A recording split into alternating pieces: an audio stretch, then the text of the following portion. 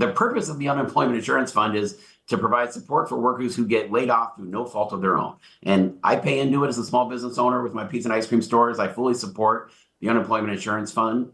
It is not there to pay people to go on strike. This is fundamentally breaking the entire reason why we have the unemployment insurance fund. This is fundamentally disrupting. What are we supposed to say to businesses? Move to Washington, so we're going to make you pay for your workers to go on strike? Like, we're not going to be able to attract people to come here. Like, we say we need money for public schools, and it's like, oh, but we have enough money to pay teachers to go on strike? I mean, this is a really bad piece of public policy. And so it'll be interesting the next few days. Like I say, if I'm going to make those arguments to my colleagues around why that bill should not come up for a vote on the floor of the Senate between now and Friday at midnight. And if I do my job well, hopefully it doesn't.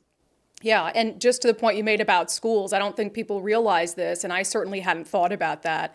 Local school districts would have to foot the bill for their teachers to go on strike. Literally. Same with cities. Same with counties.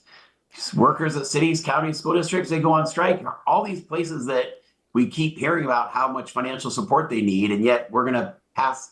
I don't know. This is really frustrating, and hopefully smarter heads prevail in these last 48 hours before the Friday cutoff, and we're going to have the discussions. And, you know, it did not pass the Senate the first half, but then the House, I think, realized when it died in the Senate, they sent it over to basically have us redo it all over again. So it's similar to rent control in the sense that rent control failed in the Senate, came back from the House, and then it failed a second time.